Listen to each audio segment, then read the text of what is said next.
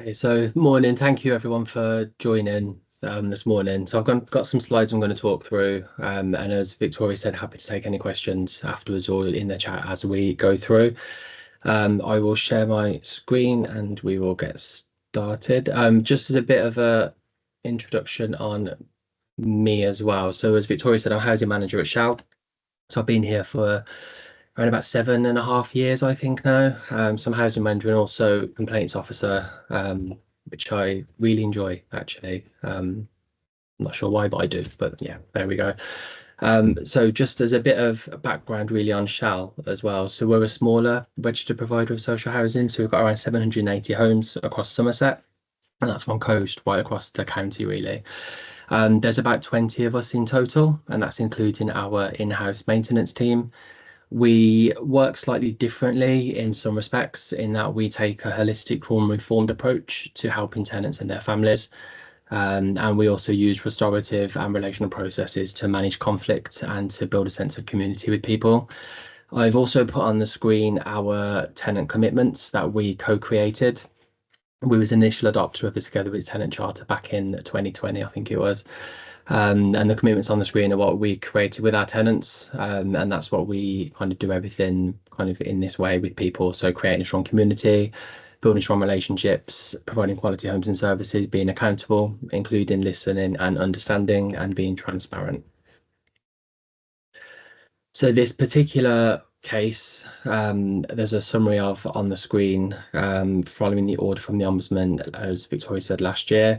It was centering around really the heating system, the plasterwork in the property, doors, including internal locks, damp, cracks, downstairs toilet, the sink in the downstairs toilet that is, and a lean-to at the back of the property. And I think what I thought might be most helpful actually is if I just kind of tell the story really of what happened from the initial report right the way through to the order coming in. And then I'll go through the learning afterwards that we've had. So where did it start, I guess then? So initially the tenant contacted us in February 2023 and to report repairs needed to the property. She says that her heating wasn't working properly. She says the heater in the bathroom didn't work at all, and one of the heaters needed replacing. She also reported to us that she had had to make a hole in the bathroom door after one of her children had locked themselves in the bathroom. She wanted us to install a new sink in the downstairs toilet, as she said it needed it. And she says the plasterwork in the toilet was of a poor standard. She reported that seals around the windows in the bedroom and one of the children's bedrooms had started to crack, and there was damp in one of the bedrooms following a leak, which had already been repaired. She said the bedroom door didn't open over the new carpet that she'd had fitted. She also reported to us that the front door needed repairing. The lean-to at the back of the property was leaking, and that one of our operatives had broken a table and had dropped plaster on the carpet when repairs were completed in the property back in May 2022. So there was quite a lot of reports on that initial. We responded, too far, sorry. We responded about a week or so later. And our initial response to her following that report was that we would raise an order to inspect the heating, including the heater in the bathroom. We said that we would check and fill insulation in the loft space. We would also overhaul windows and fit energy efficiency light bulbs at the property. We said to the tenant that it was her responsibility to replace locks on the bathroom door and repair the damage done to the door. We said the tenant was responsible for remedying the cracks in the bedroom ceiling, as this came under internal decoration. And it was also her responsibility to adjust the bedroom door after fitting a new carpet, as we would only fit doors to allow for the existing flooring. We initially had told her that the lean-to at the back of the property was not a part of the property, it wasn't habitable, and therefore wasn't our responsibility to maintain. We said that the sink in the downstairs toilet was not damaged and was in good working order, and we wouldn't replace it. We would raise an order to fit new window seals and would investigate the leak in the bedroom further, and we would inspect the front door. And we also told her that she should really have complained to us about the staff member at the time when that happened. Sorry, I'm actually jumping all over the place. So she wasn't happy with that response. And the following day, on the 16th of February 23, she logged a stage 1 complaint. So we investigated. The complaint was investigated by the tenant housing officer, and we responded to that a few days later on the 22nd of February 2023. The complaint contained much of the same information. So she reported that the tenant reported that the home was cold and that she couldn't go for another winter without proper heating. She said the heater in the bathroom wasn't working. She had fitted a lock herself to the bathroom door, and as a result, her daughter got locked in the bathroom. She wasn't happy with the state of the downstairs toilet. She mentioned window seals on the complaint. Ceiling in 2 of the rooms had started to crack. She said that damp had started coming back into the bedroom following where there was a leak previously. The front door had not been fitted correctly, and she reported that water was coming in when it rained. She asked who would be responsible for repairs to the lean-to as it was leaking. The wall behind and above the toilet in the downstairs toilet was bumpy and uneven. She said she was unable to shut the bedroom door completely, and the bracket holding the heater up was broken. So much of the same information from her initial report. The actions the housing officer identified during the stage 1 complaint response was that we would obtain quotes to install a new quantum electric heating system. A job would be raised for an electrician to look at the heater. We confirmed again it was the tenant's responsibility to fit locks to internal doors. The damaged door would also be her responsibility to replace. The sink in the downstairs toilet would not be replaced as it was in working order. An order would be arranged to fit new window seals. The damp and mold would be looked at again and investigated. We said we'd raise a job to look at the front door to make sure it was fitted correctly and wasn't leaking. We said minor cracks were a decorating issue and remained the tenant's responsibility. We said again that we're not responsible for the room at the back of the house, as there were no records showing that we had erected it. And we raised a job to make good the back wall behind and above the downstairs toilet. We confirmed once again it was the tenant's responsibility to adjust doors if carpets are fitted, and we said we wouldn't fix the brackets to the broken heater as a new heating system was going to be installed. The tenant sent pictures of plastering in the hallway, and there was no record that this plastering had been completed by SHAL, and so we said rectifying that would be the tenant's responsibility. We also said that as part of our energy efficiency program, we would check and fill the insulation in the loft, overhaul windows again, and fit energy efficiency light bulbs. And that went out to her a week or so after it came in. She was dissatisfied with some of that and satisfied with some of that, I would think it's fair to say. So stage 2 complaint was received on the 3rd of March and responded to by myself on the 14th of March.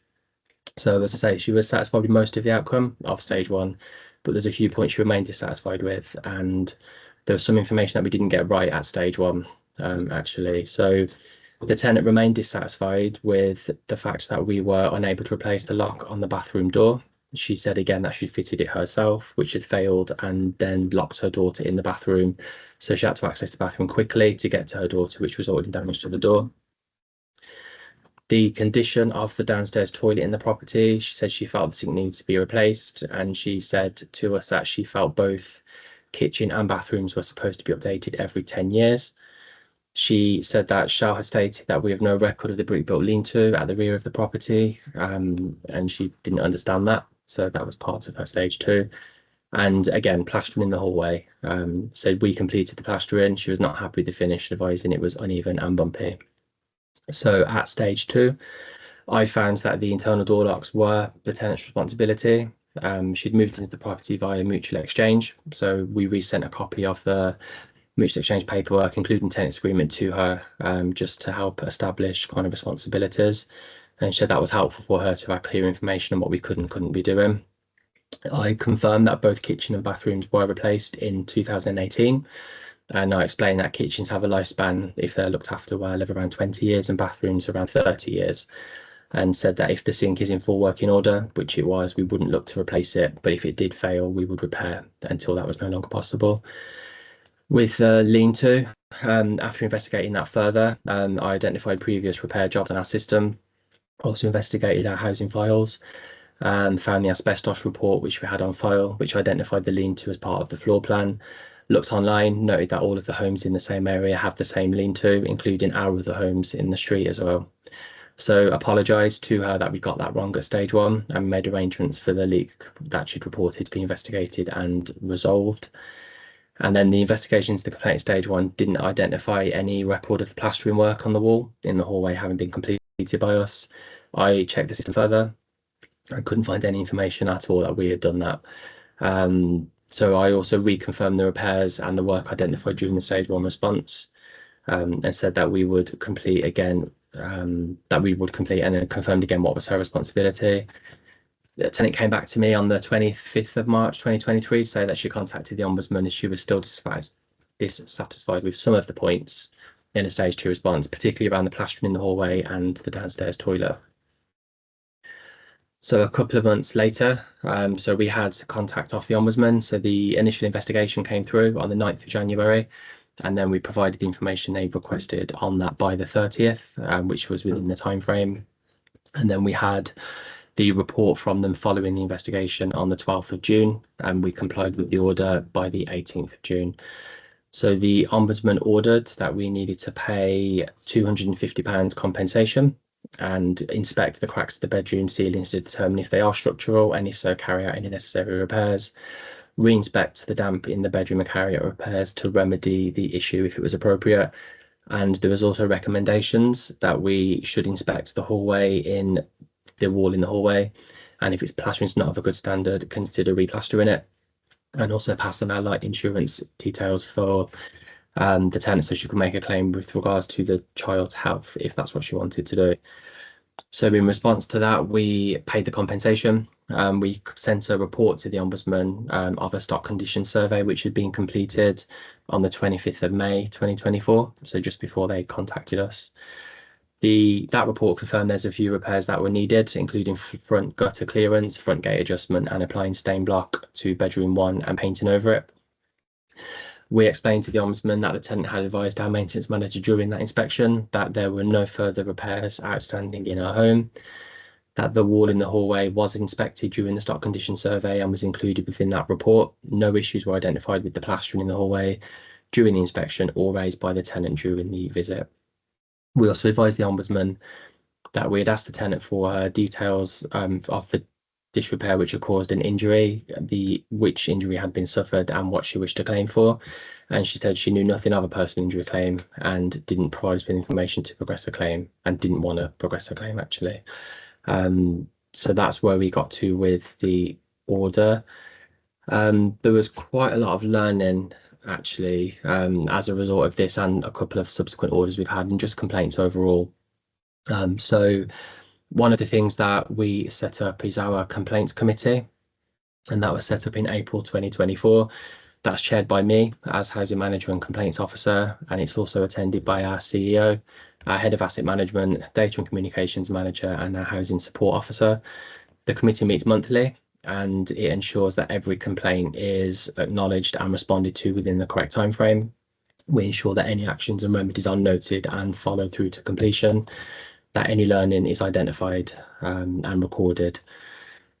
The complaints committee has been crucial actually in ensuring oversight of all complaints, and has helped ensure that we have been compliant with our complaints policy and the complaint handling code on every single complaint since April 2024, which is a big improvement. I undertake annual training for all colleagues who may investigate a complaint, with the most recent training happening in March 2025. That training covers our policy, the complaint handling code, how to log, update and close a complaint on our system, along with any learning and changes or updates from the Ombudsman.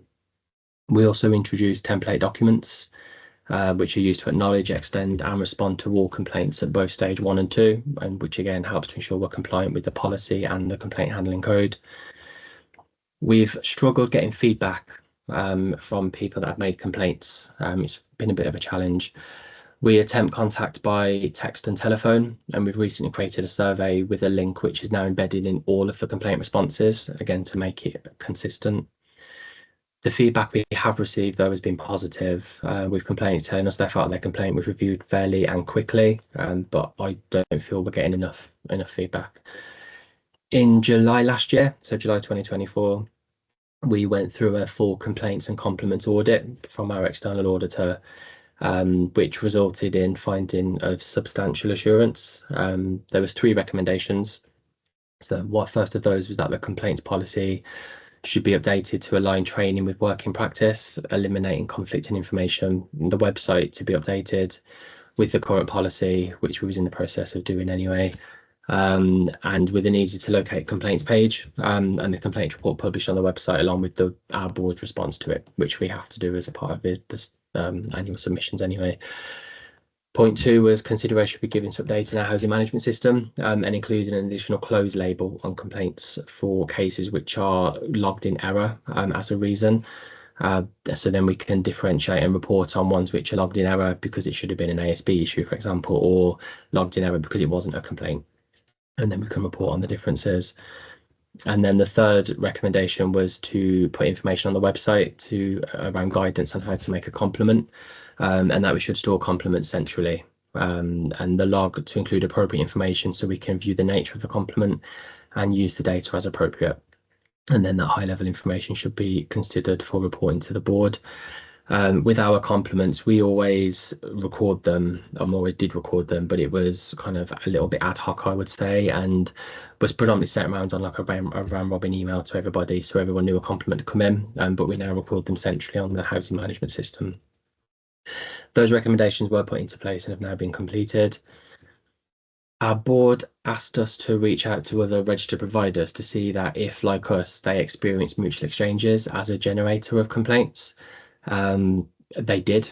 It's been a limited response, but it has been an issue for other providers. We find the expectations of the incoming tenant don't always meet with reality, and the landlord is held to account for the property condition, even where we've clarified that what the outgoing tenant is responsible for. We continue to learn from our experiences to improve communication where we can, and if we can mitigate the risk of a complaint in collaboration with tenants and providers where possible. It's an interesting stat that we have that all of the complaints that have gone through the Ombudsman service, I think we're up to probably 5 or 6 in total, all of those generated from tenants who had started with us as a mutual exchange. Damp mold and condensation even. So we've set up a new process to monitor cases of DMC in all of our homes, and they're all monitored via the Health and Safety Committee meeting. We send out texts to all tenants at key points in the year to ask whether they have any issues around damp mold and condensation. We also have dedicated software that we now use for all property inspections and reports, which includes our in-house stock condition surveys. And that ensures that we're recording information clearly and consistently, which can also then support us in responding to cases under AWIB's law in time to come. Those reports can be passed to tenants, and it's just really simple. And again, just make sure we're all doing the same thing across the board, which has been really helpful and really helped with record keeping, actually.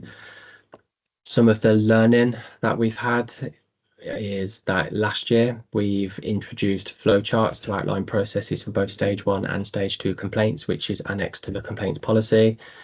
Where complaints received about a colleague, the complaints process and any internal investigation or disciplinary process, if necessary, runs side by side, with the complainant being kept up to date. We had a complaint around restrictive covenants on a new development. So we've changed the development process to ensure that any information on restrictive covenants is known really early on in the process, and we can make sure any applicants and therefore tenants know what those are early on so they can plan for them. The complaints committee, which I've spoke about already, is probably the biggest learning that we've had and has absolutely helped in us managing our complaints. Learning for the current year, as in 24 to 25. So training for all colleagues on what is and isn't a complaint and using the system. We all had autism awareness training for all colleagues back in May, which was brilliant actually. And we are now working with the National Autistic Society on an accreditation, and that will further help to support clear communication to everybody, which can only be a good thing. People who've made complaints have been invited to focus groups for both repairs and how we respond to people with disabilities and vulnerabilities, plus a couple of others, which I'll come on to in a minute, which we're finding really successful so far. The most successful focus group we have so far is around maintenance. So we started this by inviting people that had made a complaint to our service, and we wanted to hear from people that actually had something to say. So we have 8 tenants who agreed to join. And considering the size of SHAL overall, we felt that was pretty good going actually. There's been 3 meetings focusing on response repairs, plan programs and voids, and the next will be on compliance. Um, it's been really, really positive, actually. Some of the things that have happened as a result of those focus groups, that conversation, is we've changed our decorating voucher scheme at sign-ups to allow tenants to shop around for better materials as opposed to using the one supplier we used previously. Working gardens on relets to make sure that they're more manageable and handed over to new tenants in a much better state. Helping people once they have moved in with garden maintenance if they do need further support. The repair service is great. That's what people have told us, and we can just get communication. There's always room for improvement around communication. That people prefer our own internal team as opposed to subcontractors, and the standard of work is better and therefore better value for money. Our tenants have been really clear. They like knowing who's coming to the property, and if it's going to be Lee coming, then they know who I am. They've met me before, and there's that relationship ongoing, which really helps again with the way we work around restorative practices and trauma-informed ways of working. They want us to train more apprentices and increase our in-house team to do more. And our response repairs time was increased to 5 weeks to reduce costs at the suggestion of the people in the focus group, which was interesting. We've had other focus groups, one around supporting people who are struggling financially. That was really successful, and there's a further meeting about to be booked in for that. And we worked with a local charity to us around debt, who are part of the Mind Mental Health charity, and there was some budgeting advice for people and some really practical support. We're in the process of setting up 2 further focus groups currently, one centered around communication, which is initially targeted at a new development we have, which is proven a little problematic for current tenants around parking and deliveries and things like that. So we're going to start it there, then widen it afterwards. And the other focus group we're intending to start is around supporting people with disabilities and vulnerabilities. And that's where our autism accreditation work will be reviewed and implemented. So as a little summary of where we are now, as of last year. So as it says, we regard all complaints as useful feedback, and our complaints process is really transparent. It's well advertised, it's clear, anyone can access it, and we're really open with people. If people are dissatisfied, we're always saying to them, would you like to make a complaint, and then talking through how to do that.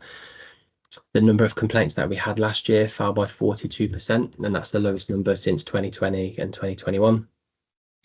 Most of our complaints last year were resolved at stage 1.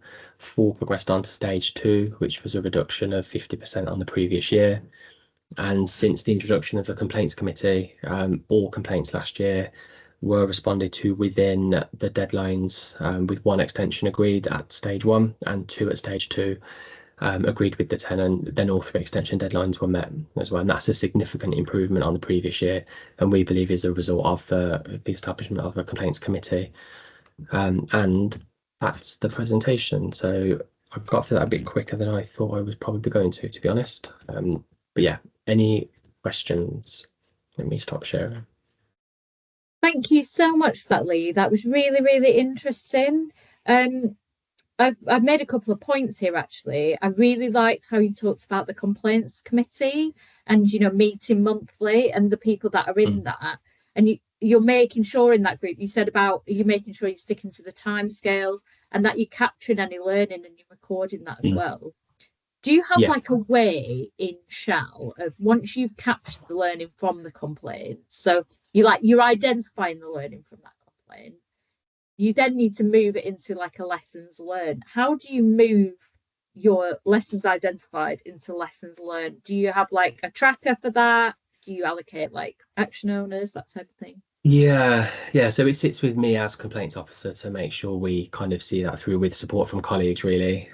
We record all of the stuff from the complaints committee in Excel using spreadsheets because our housing management system, it's okay, but there's not really a space for it. So we use the spreadsheet for that, and then it's just a case of tracking it through. And if we identify it, then we'll have kind of a hopeful deadline of when we'd like to achieve it by, and kind of when would be reasonable. And then just kind of making sure we do that. And then each month when we're reviewing the current complaints or the ones that have just been closed, we're also reviewing where we are with actions and the learning as well. So it's always under review and kind of front and center, if that makes sense. Yeah, thank you. I also obviously love the bit where you said about you making sure that every complaint since April 2024 is compliant with the code and your organisational policy as well. Yeah, 100% compliant following April. The previous year we were a bit patchy, to be honest. There was a couple of complaints that went over, but since the committee's been in place, that hasn't happened at all. I guess because you're capturing those lessons, their lessons, and you're moving them to being, lessons learned and Yeah, that's the benefit of that yeah. as well. You mentioned about like template documents and you said about for, acknowledgements and things.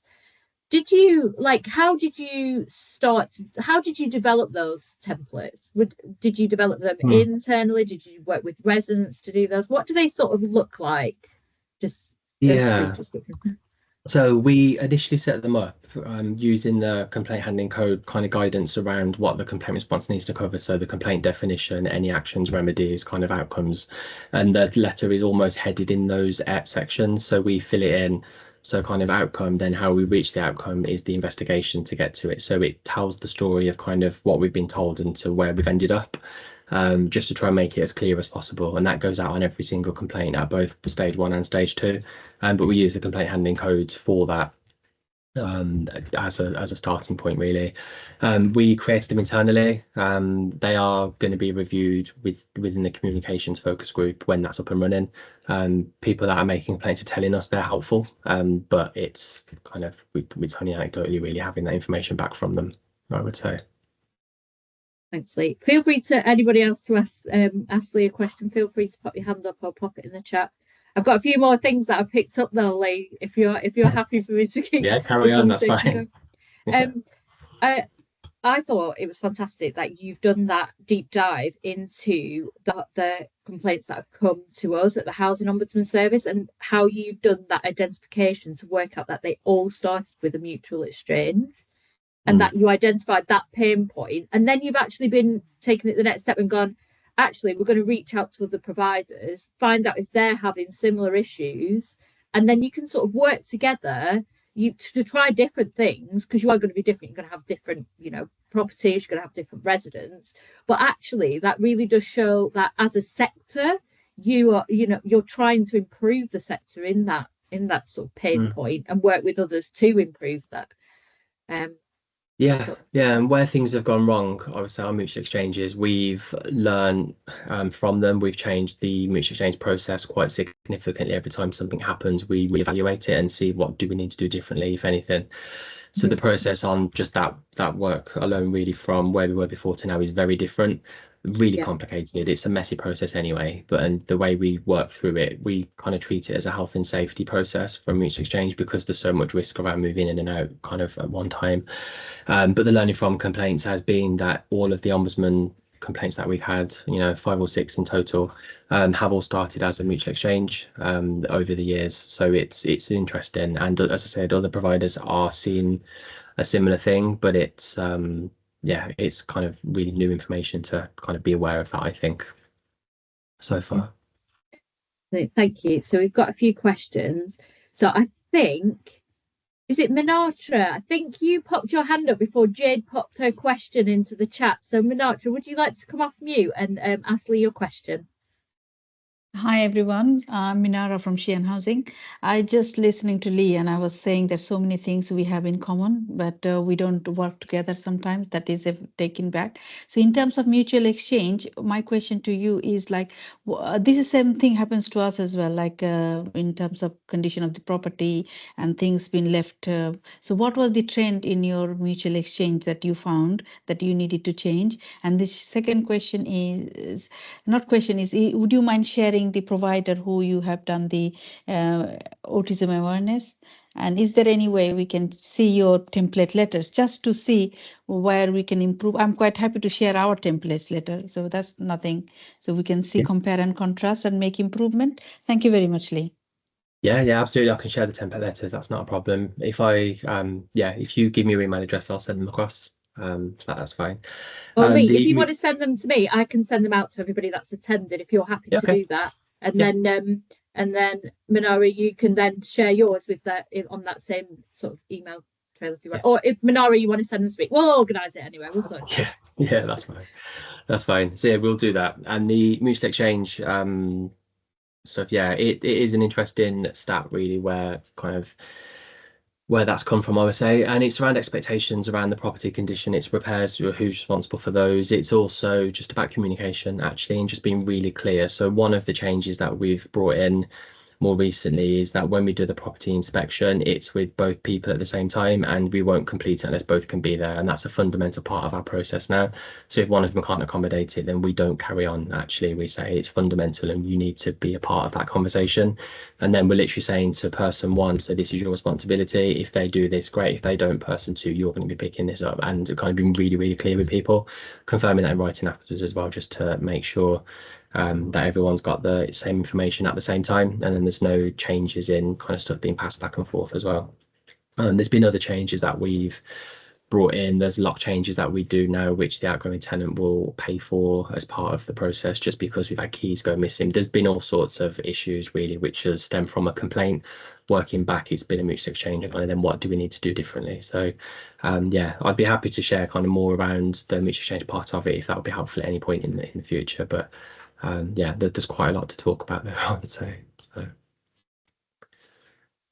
Thank you, Lee. I think the other question which Minara had was around the autism training. Who did you work with for the autism training? Yes, sorry. It was the National Autistic Society. So they came in, did training for all of us, in-house training, which was really simple to sort out with them. It was brilliant, actually, and staff feedback from everyone was really, really positive. And the overarching message from that really was just, if we can get communication right for our tenants who are on the spectrum in varying degrees, then actually it's just clearer communication for everybody across the board, which is no bad thing at all. So we're working through that. We're just starting the accreditation process now, which I'm quite excited to bring in, really, because I think it's going to be really helpful to everyone, staff included as well. Minara, does that answer your questions? Is there anything else you wanted to ask Lee? No, that's very good, Victoria and Lee, because this is so good. And the issue about the mutual exchange is, you just nailed it on the head. So if both we do it individually, so if we now make a small change, like both people need to attend, there is clear communication and clear expectation, and there is no ambiguity. So yeah, it's great, simple but powerful. Thank you. Another thing, no, that's fine. Another thing we changed, which might be helpful as well around mutual exchanges, was when the application forms kind of used to just be an application form, which didn't have much information on apart from what they filled in. Whereas now we have kind of information packs where there's just quite a bit of, probably too much information in all honesty, and we probably need to review that. But so we just send out the information as a pack with the form attached to it. So now everyone gets kind of all the information at the beginning. And then kind of, again, just being consistent and having the same message to people at the same time, so they know what they're getting themselves into by applying. So it's not a surprise when we're having a potentially difficult conversation further down the line. We need to review that again, and that will be reviewed anyway through the lens of the autism awareness accreditation stuff, because it needs to be simplified. There's no two ways about it. Thank you. Minara, I'll email you after this session to grab your templates and to link you up with Lee. And then what I can do is, after we've, when I put this all onto the Learning Hub, I'll put both of your templates up on there so everybody on the webinar can access them, if you're happy to do that. Yeah, that's fine. Lovely, thank you. No, I think the next question from Jade, it sort of links to that autism awareness work. It's in the chat, and Jade asks, from the autism awareness work you've done, how has this helped shape how you respond to complaints and where this is applicable? So the accreditation is going to really help kind of further, really, but really simplistically, and we're in the early stages of that, and the training only happened back in May. But it kind of links really well with the trauma-informed way of working and also the restorative processes way of working. And it can be as simple as just saying to someone at the first point of when you're talking to them, kind of, what do you need from me? How do you need me to communicate? Kind of what would be most helpful? And then working back from that to get them the information that they need to get, really. So that's kind of the starting point, I would say. But yeah, it's just about being really, really clear, isn't it, with people? But yeah, the accreditation is going to be helpful to make sure we embed that across everything that we're doing. Thank you very much, Lee. The next question, then I'm going to go to Jonathan, is from Helen. So Helen asks, how many complaints did you investigate at stage 1 and 2 in the financial year 2024 to 2025? So I can tell you that exactly, if you bear with me. The other thing that's really helpful is the complaints committee kind of records and spreadsheets are just kind of updated as we're going. So when it comes to me writing board reports and things, the information's already there. So I can just literally get it and do the report. So if you bear with, I'm just going to get the report up and the numbers, and I'll tell you exactly how many we did. Now my system's taking a while, so bear with me. Oh, you're all right. Jonathan, thank Jonathan. Oh yeah, I'll come to you in a moment, Jonathan. Yeah, but yeah, sorry. Go for it, Lee. So in 23 to 24, we had 63 complaints in total, and of those 46 were stage 1 and 8 were stage 2. And then in 24 to 25, we had 37 complaints in total, 20 at stage 1 and 4 at stage 2. So there's quite a big reduction in the numbers there. Thank you. And that's not including obviously the ombudsman investigations that we had with they're dealt with separately. Brilliant. Does that answer your question, Helen? Yeah, she's done a thumbs up on it, so that's great. Jonathan, I think you were on the last webinar we ran, so it's great to have you on this one as well. Would you like to ask Lee your question? Thank you, Victoria. Morning, Lee. Morning. You mentioned about some of the challenges with your getting feedback post complaint through whether your complaint survey. I know you talked about text and telephone. How did you overcome the challenge of securing the feedback from residents following their complaints? I wouldn't say we have fully yet, to be honest. So yeah, work in progress. We get feedback.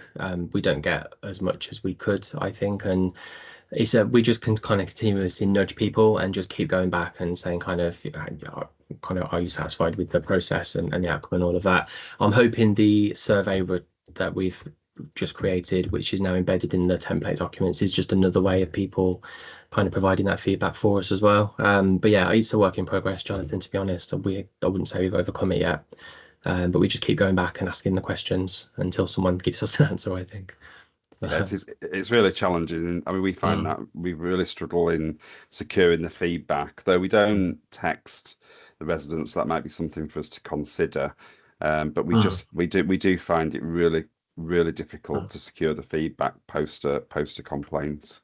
Yeah. So it was good to hear your experience. We do it as well, where it's so if I deal with a complaint at stage 1 or stage 2, it would be a colleague that would request the feedback. So it's someone who's impartial, who's not been involved, just to try and make, in case it's quite a difficult complaint or quite a difficult issue. So just to try and make it as human as we can, really. So it's kind of, yeah, but we'll see how that kind of goes, really. We're not quite there yet. Lovely. Thank you very much. No problem. Oh, I wonder, Lee, actually, you were talking about how you started running the complaints, like the focus groups with residents who've made a complaint, and like how you've taken what they've said and actually started to change services. So, you know, like you talked about the decorating vouchers and, you know, understanding that tenants prefer SHAL repair staff perhaps to contractors, and like the reasons why that might be, and actually you've started to plan and make those business decisions off the back of those focus groups. So I wonder if, and it'd be interesting to hear, you know, in a year's time or whatever, how whether that makes an impact on the feedback that you're going to get, because if residents can see, you know, these people took part in the focus groups, this is what you said, this is what we did, so actually giving your feedback can make a difference in how we, you know, business planning going forward. And I think that would be really interesting to find out if that's had an impact in a year or so's time. Absolutely. We do a tenant newsletter which goes out a couple of times a year, and there was a bit of a gap in that with staff changing and things, but we did one recently as a spring, just a bit of an update and refresher, and the next newsletter is going to do exactly that, kind of you said we did stuff and all that. So hopefully people will see by talking to us about their experiences and feelings, then that can lead to changes where it's necessary for it to lead to changes. You know, absolutely. So that would be something that I'd like to see. The focus group around communications, which is starting with the development kind of issues that we've got on a particular development, that will naturally widen after we've dealt with it there. And it's communication ultimately about getting feedback, so it'll be a part of that conversation, I would hope, as well, to make sure we can just give people as many options as possible to give us information whichever way works for them, and then we can take it, deal with it, and hopefully improve. Thank you, Lee. Jonathan, does that sort of answer your question? It's a shared pain point, in a nutshell. It is. But no, thank you very much. Thanks, Lee. Appreciate that. Yeah. Thank you, Jonathan. Nice to see you again. The next question, we've got Natasha with her hand up. Natasha, would you like to come off mute and ask Lee your question? Thank you. Hi, Lee. Another shared pain point probably. So in terms of like the learnings that you identify, tracking them, how do you hold the service areas accountable? Because as much as it's the complaints team and we're kind of guiding and supporting the service areas, how do you navigate the challenges that may arise from kind of seeing it to reality and resolution? Yeah, that's the beauty of that really, is being a smaller organization. To be honest, we don't tend to have the same barriers that a much larger organization would have, and the complaints committee is made up of people that are managing the services. So our head of asset management is part of it. The chief exec oversees all of it, and then data and communication manager is part of it as well. So the people that need to know about the issues and the learning and what we're going to do are in that conversation anyway, kind of planning what we're going to do about it. So that's really helpful, and being smaller means we can kind of make that decision quite quickly and then run with it and kind of see where we go. So yeah, it's not so much of an issue around barriers to implementing change, I would say. Thank you. Jonathan did the last webinar with us, and we talked a bit about this pain point. I don't know if Jonathan, you have any advice? You're a larger organisation, aren't you? In how you're doing that, because I know you also track your lessons from lessons identified to lessons learned. I'm so sorry to put you on the spot. It's all right. That's fine, Victoria. Yeah, I mean, we launched our new lessons learned approach last year, and we've struggled to initially get the buy-in from the surrounding parts of the organisation that it was a journey we all wanted to go on and convince people that this was absolutely the right thing to do, because ultimately we'd not been on that journey previously. So we hold our sessions by telephone with the stakeholders from the particular complaint, and we break down not just what we would want to change and what we could have done differently and what were the lessons, but actually what was good practice as well. So what did we identify that we want to share with the rest of the organisation? So actually colleagues working in other teams can also embrace that culture. And it's just that ongoing conversation we found, that we talk about the lessons, we talk about the improvements that we've made, whether it was a change to a policy or a process, or actually it led to a more significant change in the organisation. And ultimately we share those findings then with the residents panels through their quarterly reporting. And it's something you'll be pleased to know, Victoria, will go into our annual report this year in terms of the changes and the value of the sessions, because ultimately what we want to do is complete that feedback cycle. Is yes, the complaints will always happen, we recognise that, all of us do, I know, but actually we want to be able to demonstrate the value of that feedback and actually the change we've made in the organisation as a result of the feedback in the first instance. Thank you. That's really helpful, because I am from a larger organisation, so I think, Lee, you hit the nail on the head. When you're a smaller one, the barriers aren't probably as exposed as maybe what Jonathan has just kind of alluded to. So thank you, both of you. Yeah. And I guess it might be helpful just around timeframes and stuff. So the autism awareness training the whole team did, that happened on the 14th of May. The stage 2 complaint where that was identified happened in the response, I think, was end of January, beginning of February. So then they probably did the training in May, and then the accreditation is due to start kind of any time now. So that's how quickly things can be put in place when it's a bit smaller and there's no barriers ultimately. Thanks. Yeah, Jonathan's from Abbeyfield, and we did a webinar, was it last month or the month before? It's on the Learning Hub, and we talk a lot about this on that particular session. So if you want to watch that webinar back, feel free to. It is on the Learning Hub, and it's the one with Jonathan at Abbeyfield. Thank you. I'm sorry, Jonathan, for putting you on the spot. Anytime, Victoria, no problem. The next question is Jill Baker. You've got your hand up. Would you like to ask your question? It's more going to kind of explain what we do around customer satisfaction. So within our housing directorate, we use Viewpoint to get our satisfaction, but council-wide, not including housing, we've recently employed or recruited a customer satisfaction officer, and part of her pilot piece of work was to phone complainants, not around the kind of their complaint as such, but how they found the process, how easy it was for them regarding their resolution. And because she's totally separate to any of the other business units, it's quite useful, it's easier for her to get involved. What we have found is that not everything has either been followed through as we would like to have been, even though we've been informed it has, but also that it gave our complainants the opportunity to then raise a stage 2 complaint when they hadn't done, even though they weren't that satisfied. So we will be seeing an increase in the number of stage 2 complaints, which we're not seeing as a negative because we're basing it around customer satisfaction. And at the end of the day, we want that customer to be satisfied. So it's part of our, I hate the word journey, but it's part of the journey we're doing to kind of improve complaint engagement and satisfaction throughout the council, really, not just for housing, but that's working really well. Yeah, I'd echo that, Jill. Actually, that's the way we try and obtain it. It's a separate team member asking those questions, and it's the same questions about the process of getting there as opposed to the outcome. And again, we've had in the current financial year, so from April, we've had one stage 2 complaint which came about in exactly the same way. We had the phone call about feedback, and then it was not satisfied, so then that went to stage 2. Yeah, and then she acts a bit like a advocate in a kind of soft use of the word, kind of between the complainant and the business area to kind of challenge where things haven't gone right and kind of fight for them, really. So that's working really well. Yeah. And the one thing we find as well, which I didn't say in the presentation actually, but one thing that we find that works quite well, and again, it might be easier in some ways because we're a bit of a smaller organisation, but it's just doing as much as we can face to face with people and just going out and actually meeting people and having those conversations in person as much as we can, just to get an understanding of who they are actually and, you know, what they're telling us. Thank you.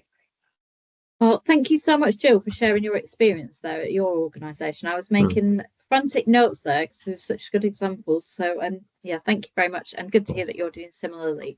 There's nothing better than face-to-face, is there? I think you can have that conversation.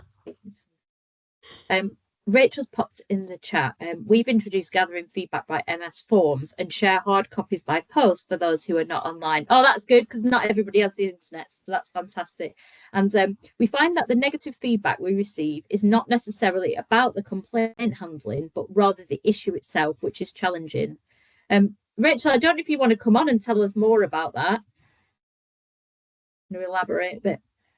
Yeah, I think we were really careful in how we worded the questions in the satisfaction survey, that we were trying to gather feedback in how we can improve our complaint handling, because we do satisfaction surveys in terms of repairs and other areas already. This was specific to how we've handled your complaint when you've raised it.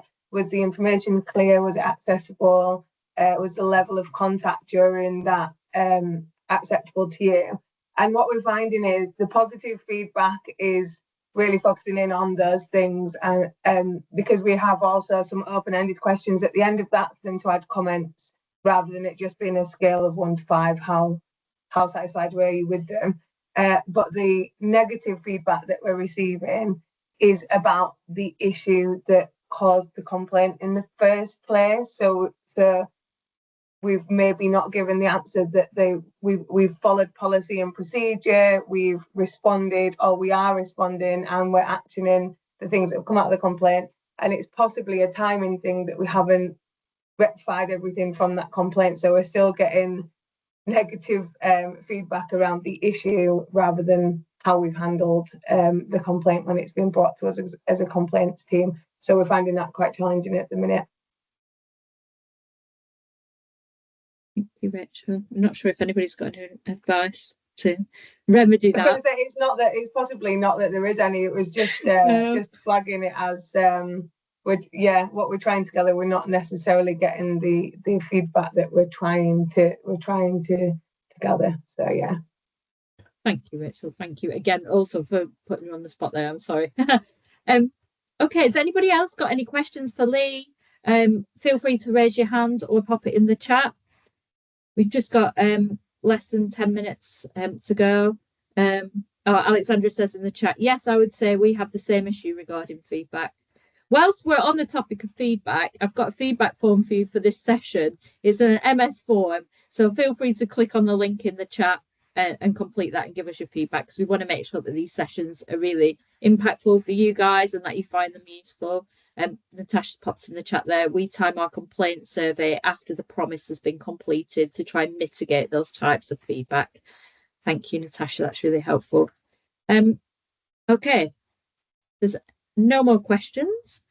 I'll take this opportunity to say thank you so much, Lee, for the presentation today and for coming along. It's been a really interesting conversation, and thanks to everybody that attended, especially those that I put on the spot and did an impromptu presentation. So thank you very much. So our next webinar for member landlords will be the launch webinar for our latest Spotlight report on repair interest, and that's going to be on the 24th of June. There's still time for you member landlords to sign up. I'll pop the link in the chat as well if you want to sign up for that. It's completely free. Feel free to come along. It'd be good to see you there. So yes, just to say thank you again, Lee, for your time today, and thank you everybody for attending. Okay. It's been great. Yeah, thank you everybody. Thanks. Thank Bye. you. Thank you. Bye. Thank you. You.